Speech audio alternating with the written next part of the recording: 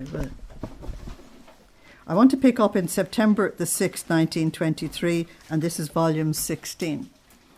It's speaking about the origin of sin. Now, what Jesus is not doing here is giving a treatise on the fall of Adam or anything else. He's speaking at a particular point to Luisa, and he's making a very simple point about people trying to live in the divine will. How do they slip out of it? Is that okay? He's not doing a complete treatise. Luisa said, I felt petrified with pain because of the privation of my sweet Jesus. It seems to me that even his flashes, his shadow, keep decreasing.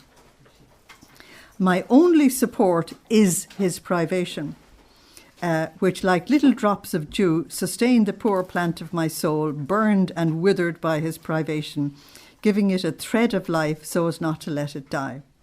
However, I was all resigned to his will. That's the important thing.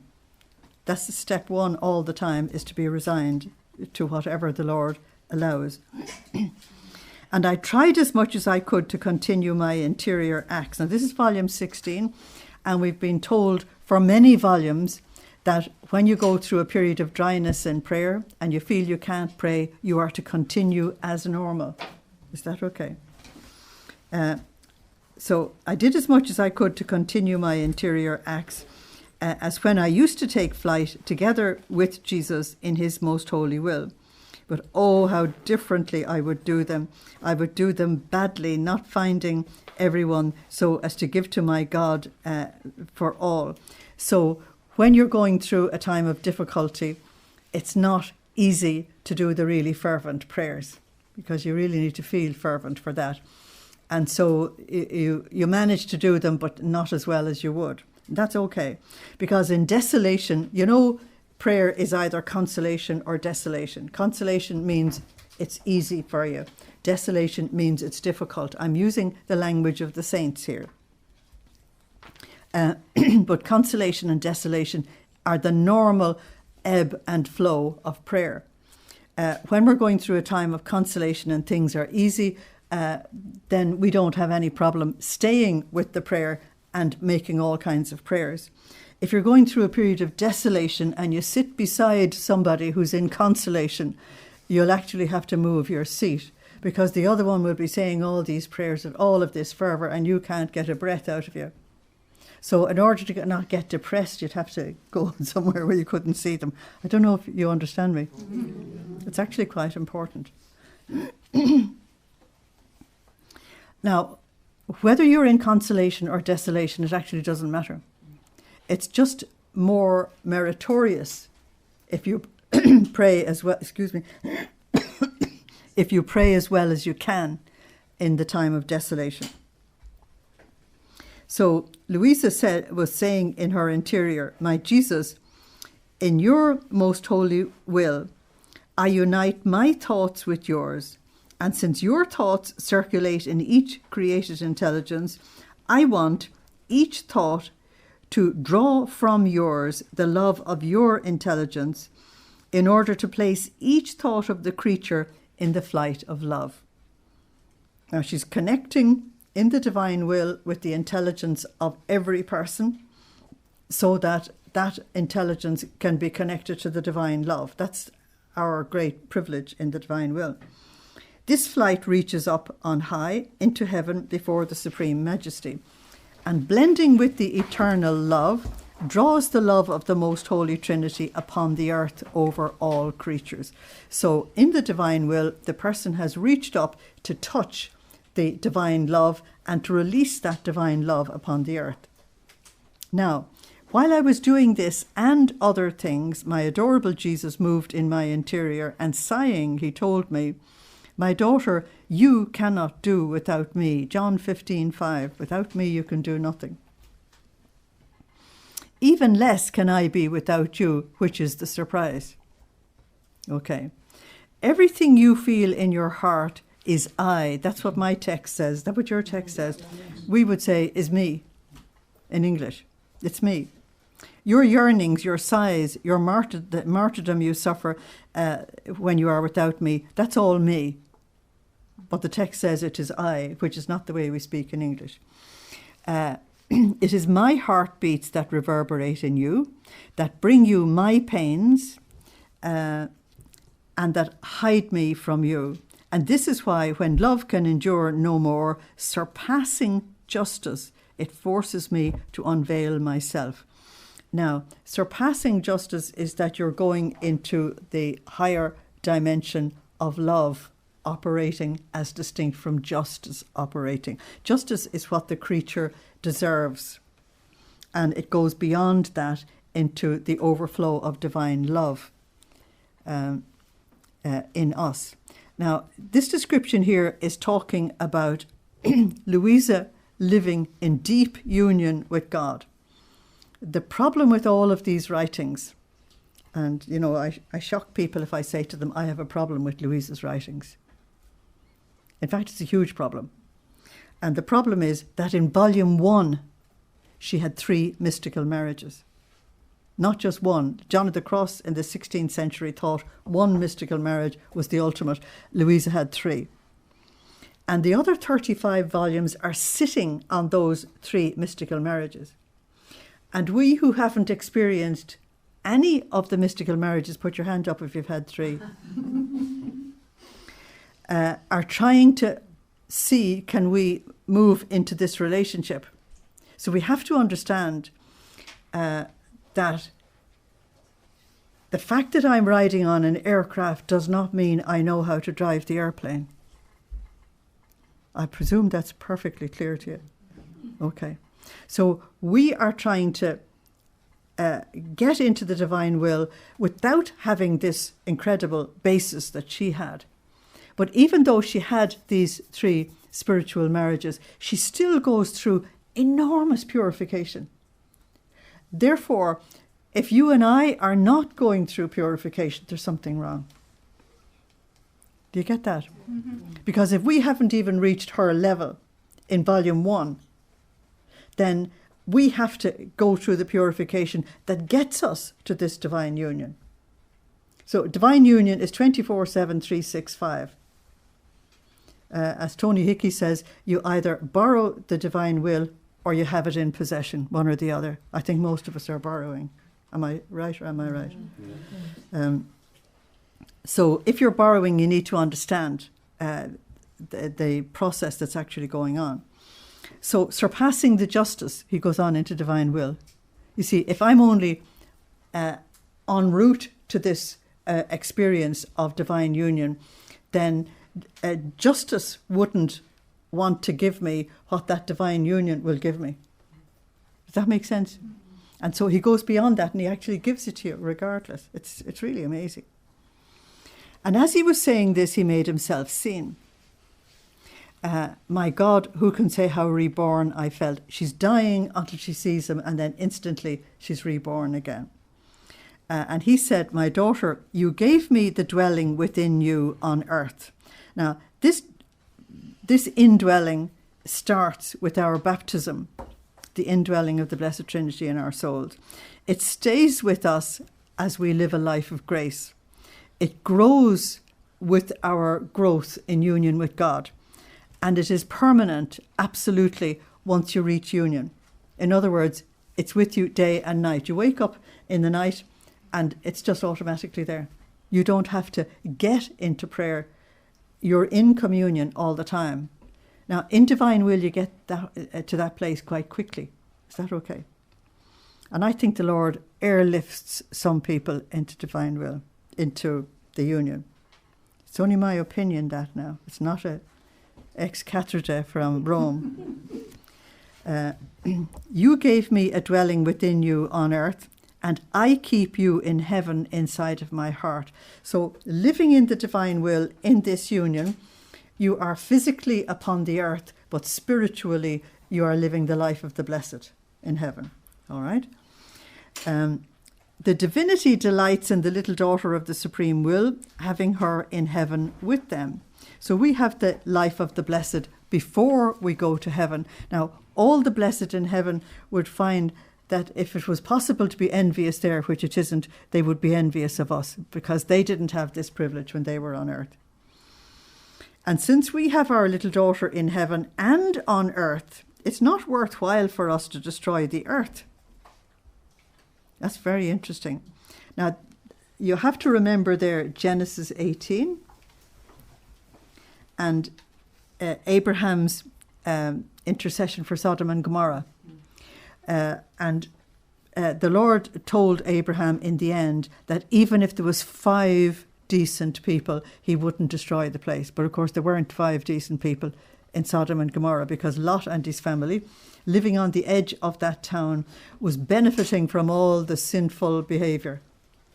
So they wanted the world and they wanted God.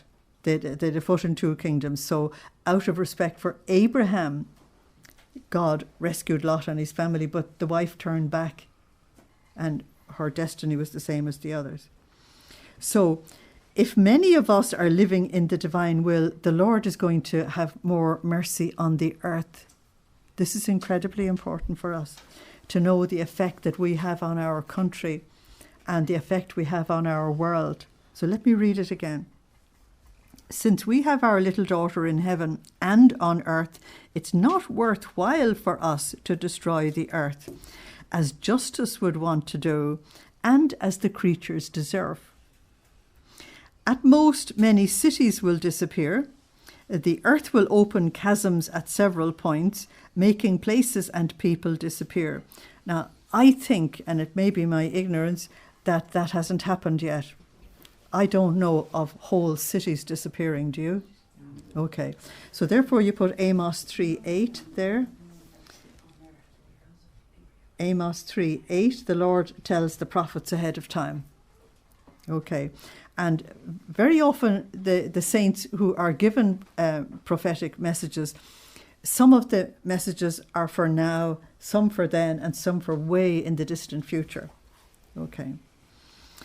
Wars will decimate the people, but out of regard for our little daughter, we will not destroy the earth, having given to her the task of making our will live on the earth. Now, somebody has just prodded me, I don't know whether it's Luisa or the Lord, that this is 1923, and if you forward to the Second World War, cities were destroyed. Dresden was destroyed, and many of the cities of Germany were in fact destroyed. They were attacked by incendiary bombs from the Allies.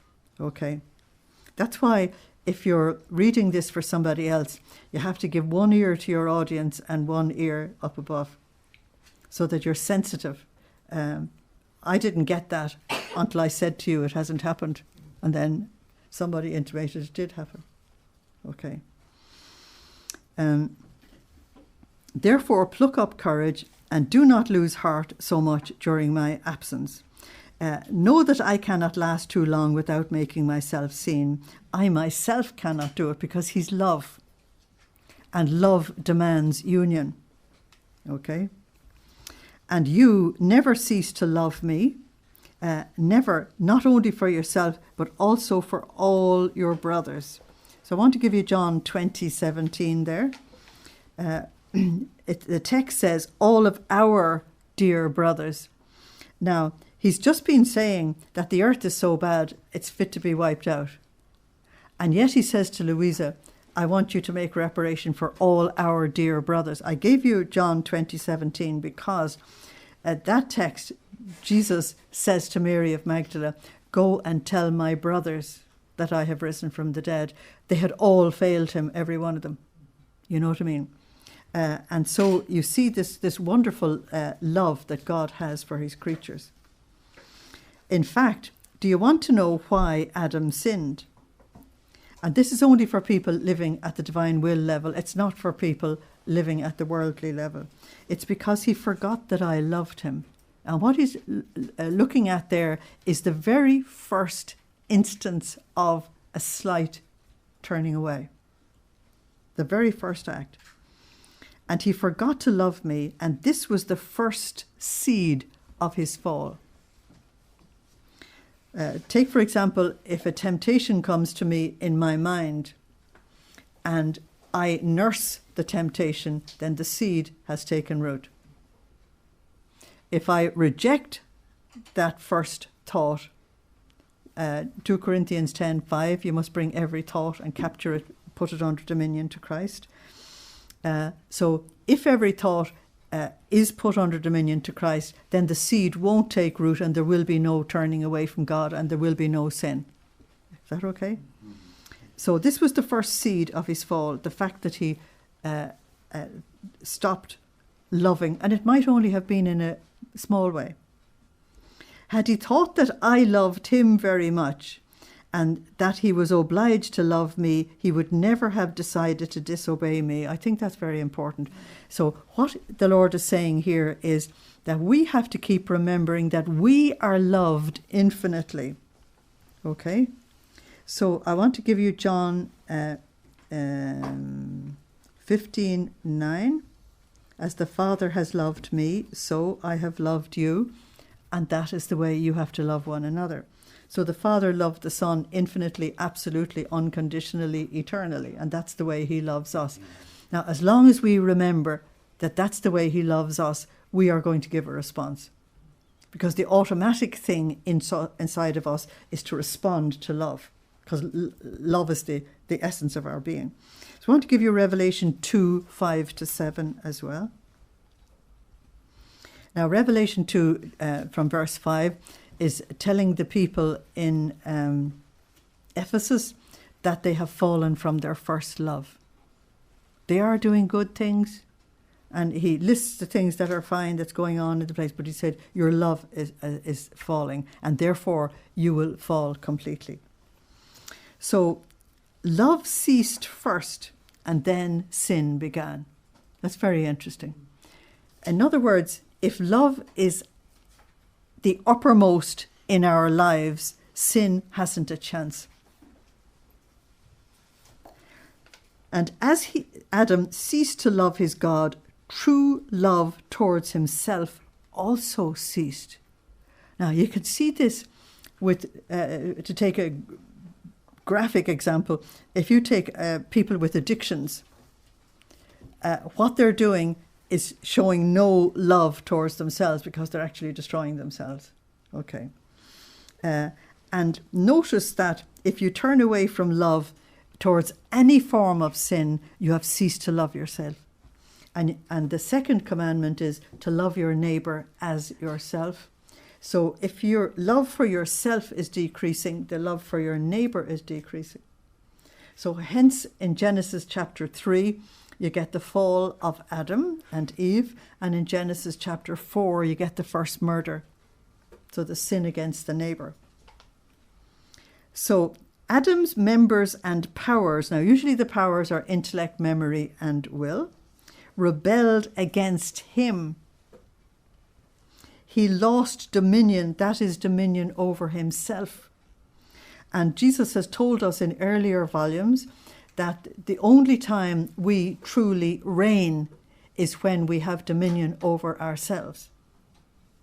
And then the higher reign is when we hand over that dominion to the divine will. And then the Lord truly reigns in us. So he lost dominion, he lost order, and became fearful. Now, one of the things that's very important in these writings is the divine order of God. And I want to show you this. I have other pictures that for me illustrates the divine order of God. I'll pass this around so you can look at it. Okay. The first thing I want you to see is that everything is perfectly in its place. If you're meant to be one colour, that's the colour you are. Okay. And the divine order has an absolutely extraordinary beauty. Look at this. It has an absolutely extraordinary beauty. And so if I'm meant to be in this ray of light, there's no point in wanting to be in that one. There's no advantage. So if I'm meant to be in this ray, there's no advantage in wanting to be there. None whatsoever. Because this ray is as essential to the divine order as any other piece. So you stop looking at anybody else and your own place. When you let this divine order happen in you, your place, not only in heaven, but in the universe, is fixed. And therefore, God's divine plan for the whole universe can happen. So he has to put it into order if you want to look at it. I have other pictures if you're interested. But since I'm on pictures, here's another one. How would you show a picture of living in the divine will? I'm eating out of his hands. He says, you want it, I'll do it. Quite literally. And that's also a picture of Isaiah that were carved into the palm of his hands as well. So you pass that around. I have other pictures as well, because I keep looking for pictures. Because a picture to me says much, much more than 1,000 words. Because once you look at the divine order of God, you'll never try to be in anybody else's place. Your own place is perfect. Does that make sense? Mm-hmm. Hence, you've heard me saying for a long time that the Lord does not want us to be carbon copies of each other. Not at all. Because if we're all carbon copies of each other, that picture is very boring, isn't it? It's all the same colour and it's all the same shape. And he has this infinite variety in the whole thing. And therefore, he needs an absolutely unique individual response from each one of us. Therefore, none of us will be responding in the same way as other people are responding. So we have to be careful not to allow ourselves to become copycats of anything. Does that make sense? I hope I've said enough on that now. It's to allow this divine order to happen inside of us, but also among us. And when we start letting this divine order operate more and more among us, what's going to happen is the unique gift of each person is going to come out. You mightn't even know you have a unique gift, but it'll actually come out because you'll find yourself that I fit better in this groove than in that one. And if you operate in the groove that grace has put you into, then what God wants to do through you will actually happen.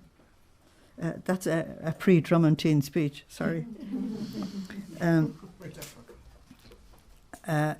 So let's come back to this. So when Adam turned away from love, he lost dominion and order, and he became fearful. Now, he's outside of God's order, and therefore he's outside of God's sense of security. And the fearful thing is you don't know what to do with yourself, and you don't know where to place yourself. You can't be God for yourself. And I find it very interesting that shifting away from love, you get into fear. And St. John says in his first letter, now I can't give you the quotation, perfect love casts out fear. Okay. So when you get into the divine union that's in the divine will, fear disappears. That's one of the signs that you are in that union, is that the fear disappears. You're not afraid of hell, you're not afraid of purgatory, you're not afraid of death, you're not afraid of this, that and the other. And you have people on the earth who are afraid of everything. They're afraid of their own shadow. So what the Lord is showing here is someone turning away slowly initially, and what they lose in that turning away. So if fear comes back to us, we have shifted from love, because perfect love casts out fear. Not only this, but true love towards other creatures cease as well. Now, true love means your ability to really give to others. Your ability to really see the other person in their own shoes and to respond to that person in their own shoes. That you're not trying to make them a copy of yourself. You're not trying to control them or dominate them or anything else.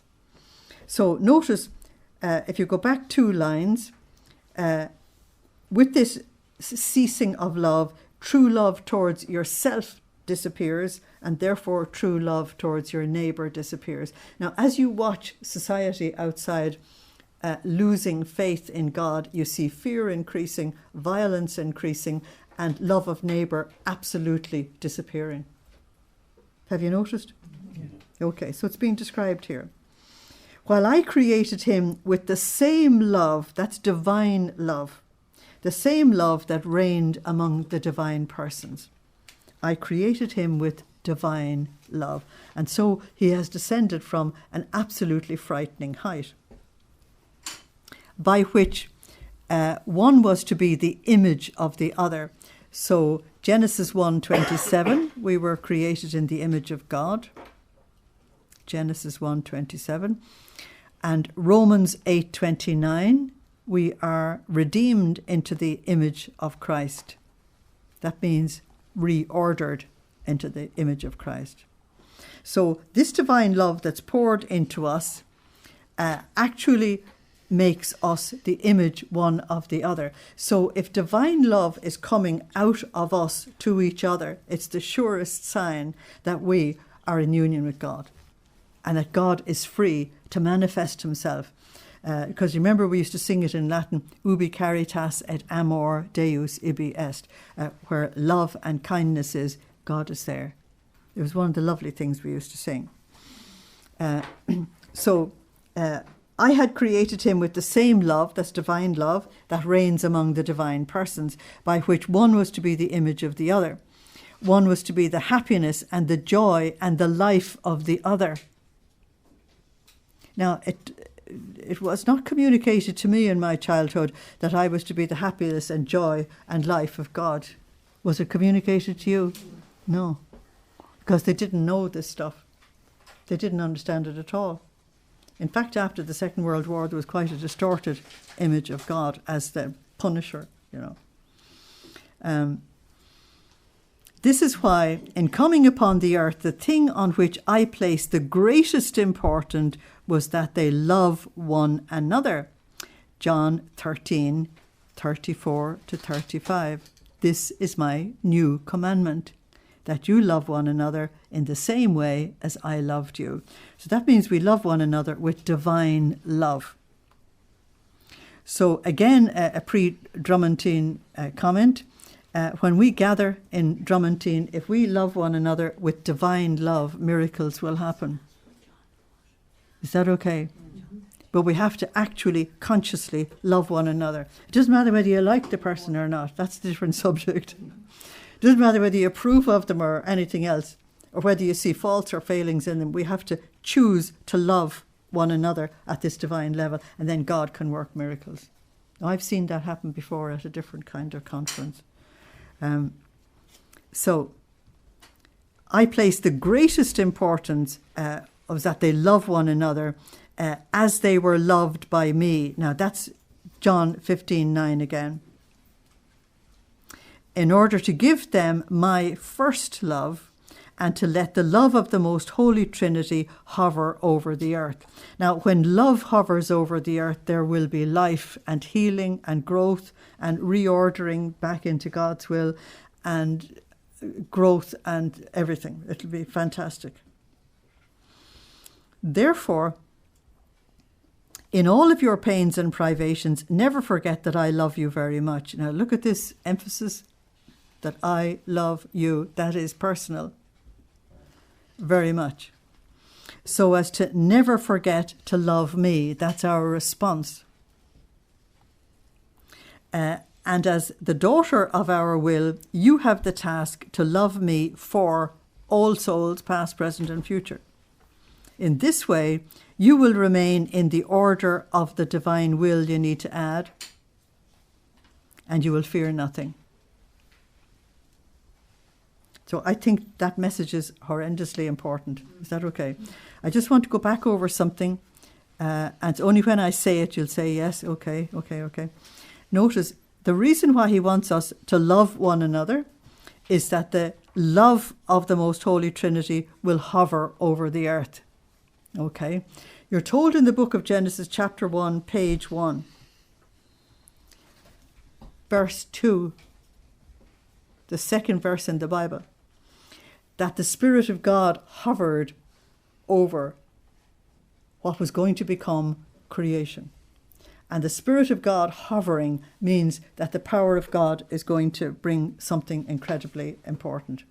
You come to the time of the incarnation, though we're jumping a few millennia, and you have the Spirit of God hovering over Blessed Mother in order to bring about the miracle of the incarnation.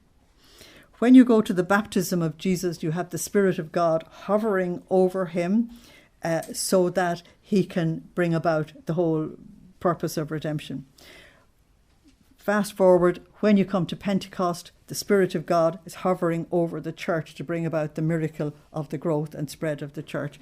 Now you fast forward 2,000 years and the Spirit of God in love wants to hover over the human race to bring about a new era. Does that make sense? Yeah. Just want to give a little summary of the Bible just in case you'd miss it. And you see, the beautiful thing is he says it in such simple words that you wouldn't realise he's summarising the whole thing for you. Okay, so to go to a completely different topic, September the 9th, 1923, the divine will is hell for Satan. Very interesting. What makes hell for him? So Luisa said, I still felt some fear that who knows, it might not be my adorable Jesus who deigned to speak to me by manifesting to me so many sublime truths, especially on the divine will. Now, the reason why she has to discern this over and over and over again is that she's the first person to receive it. The priests around her don't know what she's talking about. They have to learn from her what these messages are and where they're going. So they can't tell her ahead of time, but they can send her back all the time to discern, which is very important. So especially the stuff on the divine will, you see, this is completely new. So in case it would be the enemy in order to deceive me. And while it seems that he flings me up high with so many truths, he might hurl me down into the abyss in the end, understood. And I said to myself, my Jesus, free me from the hands of the enemy. I don't want to know anything. All I care about is to save my soul. Now, I laugh when I read that. Why? Because she has slipped back below volume 1. Volume 1, she was saving her soul before the Lord lifted her up. And you stop looking after yourself and you start looking after his glory and the salvation of the world and all the rest of it. But what it illustrates for us is that the moment we get into any little bit of crisis, we slip back very quickly. It's just that the Lord is holding her with his two hands, so she's not going to fall anywhere. Okay, that's like you taking a small child trying to learn how to walk, and you're holding the two hands so they're not going to hurt themselves.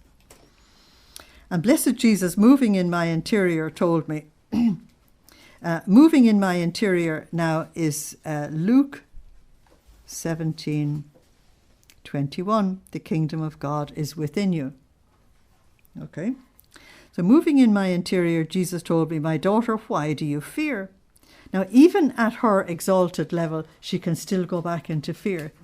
Now, I love when she struggles. I don't know about you, because it consoles me enormously.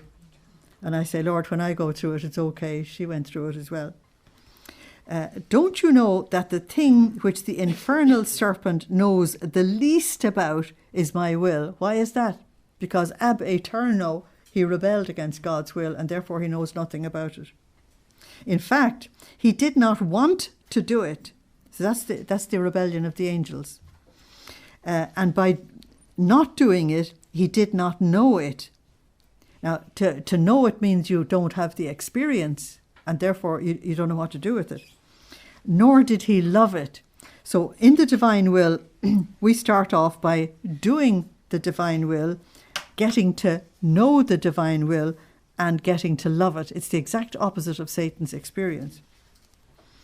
And even less did Satan penetrate the secrets of my inscrutable volition in order to know the effects and the value of my will. And if he doesn't know them, how could he speak about it? Even more, the thing that he abhors the most is that the creature will do my will. I heard a wonderful story from a person recently. I can't tell you whether they are male or female or what country or anything else. Is that okay? Mm-hmm. But they were being attacked by Satan. And Satan was sort of saying, these are my words now. They're not anybody else's words. It's my summary of what I heard. And Satan was sort of saying, you know, who do you think you are? There's no future for you with the past that you've had. And the person started listening to the Lord. How do I respond to this? And started to laugh. Now with Satan actively attacking. I said, why did you laugh? And the person said to me, the Lord said, tell him that his future is worse. And the person said, when I told Satan that his future was worse, he disappeared. Isn't that interesting? Yeah. Who do you think you are? You see, a saint is a person with a past, and a sinner is a person with a terrible future. A sinner meaning somebody committed to sin. Do you know what I mean? And so Satan was the sinner with a terrible future. And the person whom the Lord had redeemed had a past, but a wonderful future. Of course, that's Ezekiel 16. So how could he know the inscrutable secrets of the divine volition when he's never done it? In order to know the effects and the value of my will. And if he does not know them, how could he speak about them? Even more, the thing that he abhors the most is that the creature will do my will. The envy of the demons is that we will take their places in heaven, the places they have vacated. So they'd prefer you not to have it. He doesn't care about whether the soul, watch this now and put a big NB about 2 feet high. He doesn't care about whether the soul prays, goes to confession, receives communion, does penance, and even works miracles. But the thing that harms him the most is that the person will do my will.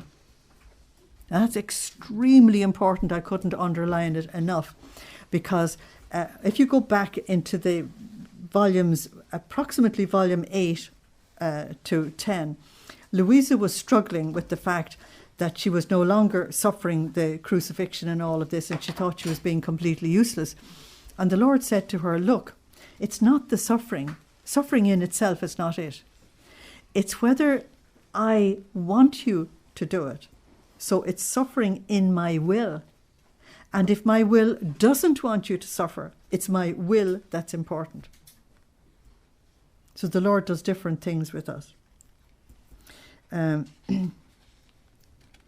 In fact, as Satan rebelled against my will, so was hell created. Note, I want you to note the next 2 words and ring them. You may never have realized it before. It was created in him. Now, that is actually correct. Because when people go through a terrible time, supposing a family breakup, and they all say it's hell. And what they're saying is they are hellishly unhappy. And that's correct. The hell is inside of you.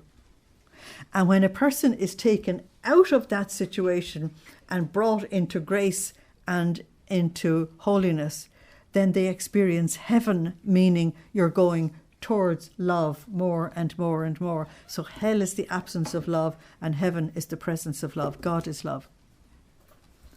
So hell was created in him, his unhappy state, the rage that consumes him. Isn't that interesting?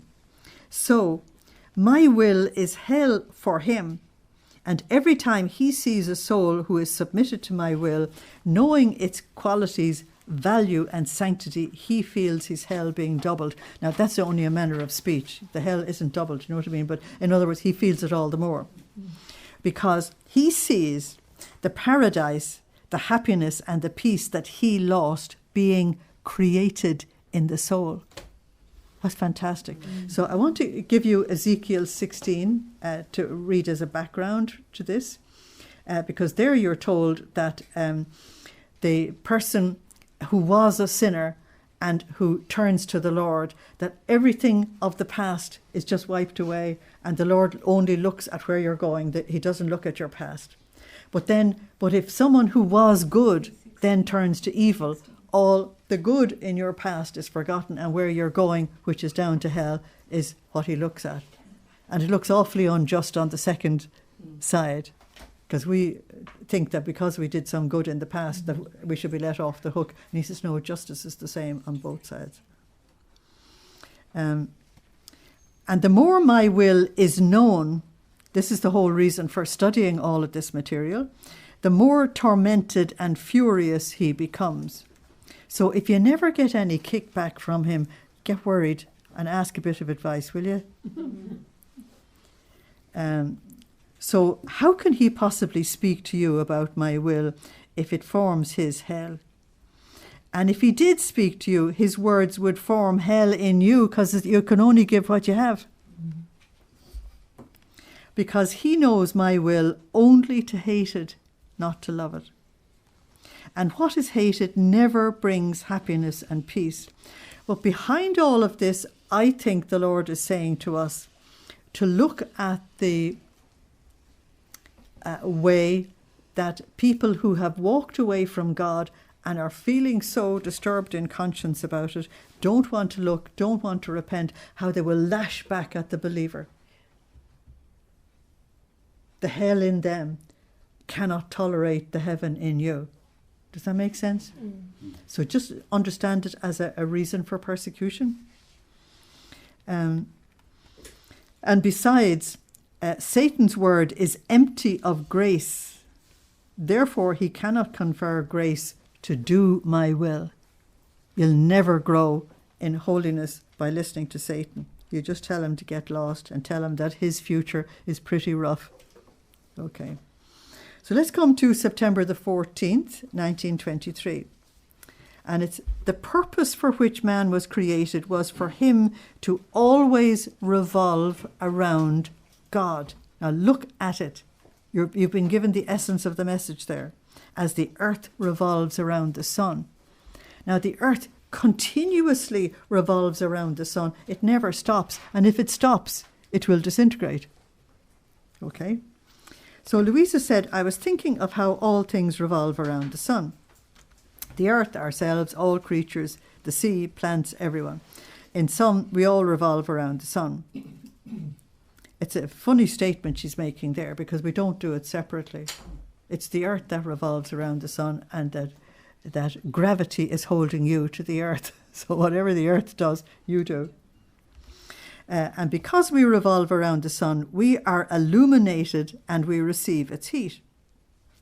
So the sun reflects its burning rays upon all, and we, the whole of creation, by revolving around the sun, enjoy its light and receive part of the effects and good which the sun contains. Now notice part, you can't receive it all. It's not actually possible. Now, how many things do not revolve around the divine Son? All do. The angels, the saints, men and all created things, even our Queen Mother. Does she perhaps not hold the first round in which, rapidly revolving around the divine will, she absorbs all the reflections of the eternal Son? Now, while I was thinking about this, my divine Jesus moved in my interior, and clasping me all to himself, he told me, my daughter, this was precisely the purpose for which I created man. Try telling that to somebody who doesn't know the divine will writings, and they'll think you've lost it, won't they? Mm-hmm. That you were created to revolve around the sun. They'll say, where did you go to school? My daughter, this was precisely the purpose for which I created man, that he would always revolve around me. And I, like the sun, why around the Lord? Because he's the source of our lives, the source of absolutely everything. And I, like the sun, being at the centre of the round, would reflect in him my light, my love, my likeness, and all my happiness. In other words, the sun is the source of life on earth, so the Lord is the source of our life. At each round of his, I would give him ever new contentments, beauty, and arrows more burning. Now, the more burning arrows coming from the Lord, what do you think it is? It's love. And when you do the Hours of the Passion, you hear Luisa describing the burning love that was inside of him. Before man sinned, my divinity was not hidden to man. Isn't that interesting? Mm-hmm. Because by revolving around me, he was my reflection. And therefore, he was the little light. So it was as though natural that I, being the great sun, the little light, would be able to receive the reflections of my light. But as soon as he sinned, he stopped revolving around me. That's where the disintegration begins. We've lost the divine order. and we're not in our correct place in the whole order of things. He stopped revolving around me. His little light became dark. Now, beside that, I want to give you Matthew 6, verses 22 to 23, where Jesus said, if your light is darkness, how very dark it's going to be in your interior. So his little light became dark, he became blind, and he lost the light to be able to see my divinity in his mortal flesh, as much as a creature is capable of. So much so that in coming to redeem man, I took on mortal flesh in order to let myself be seen. Now notice we could only see flesh. We have moved so far from being spiritual beings that we can now only see material things. That tells you how much we have deteriorated as a race. So I took on mortal flesh in order to let myself be seen. Not only because man had sinned with the flesh, and with the flesh I was to expiate, but because he lacked the eyes to be able to see my divinity. Now you get back the eyes through contemplation. Is that okay? Contemplation and adoration of the Eucharist, you get back the eyes. This is so true that my divinity which dwelled in my humanity, that's Colossians 2:19, all the divinity dwelled in the humanity of Jesus, Colossians 2:19. That my divinity which dwelled in my humanity could only unleash through glimpses and flashes a few rays of light from my divinity. Now, while Jesus was on earth, those few rays were the night he showed his apostles that he walked on water. They saw him walking on water. The day they saw him transfigured on Mount Tabor. That was during his lifetime. Then after the resurrection, when they had been purified enormously, then they were able to see him in his resurrection, and they were able to see him in his ascension. A tremendous gift for the church. So see then what great evil sin is. It is for man to lose his round around his Creator, to annul the purpose of his creation, to be transmuted from light into darkness, from beautiful into ugly. It is such a great evil that with all of my redemption, I could not restore to him the eyes to be able to see my divinity in his mortal flesh. Why is that? It's because so few people actually take enough of the redemption to be purified sufficiently to be able to see. But the saints have seen, at least momentarily. Okay.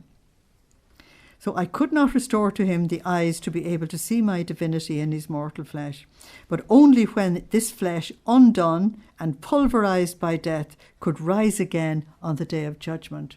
So the whole of humanity is only going to see him again on the day of judgment. It's sad, isn't it? What would happen if the whole of creation could fall short of its revolution around the sun? All things would be upset. They would lose light, because they get light from the sun. They would lose harmony. They would lose beauty. Each would bump into each other. In other words, you'd have chaos. And even if the sun were present, because they would not be revolving around it, the sun would be as though dead for the whole of creation. In other words, not able to give its life-giving fruits at all. Now, because of original sin, man lost his round around his Creator, and therefore he lost the order and the dominion of himself. He lost the light. Now, since the beginning of the church, saints have referred to growing in holiness as enlightenment, that you receive more and more light. In other words, that your interior receives more and more light. Okay. And when you go into the higher volumes of Luisa, that is the over 20s, and that you'll find that Luisa becomes more and more light, and therefore she's able to describe the divine will more and more clearly. And I love the passages where she says, this is an endless light. There's no way out. She's like, to me, she's like Alice in Wonderland. You know what I mean? Having arrived in this place, and Jesus says to her, there is no way out. You are permanently here. In other words, you are having heaven now. The only difference is that on earth you still suffer, because the body has to go through its things. So every time a human being sins, not only does he not revolve around his God, but he makes his stops around the goods of redemption. You're not even picking up the helps that Jesus has made available for us in redemption, which, like a new son, came to bring him forgiveness, escape, and salvation. But do you know who it is that never stops around her son? It is the soul who does my will and lives in it.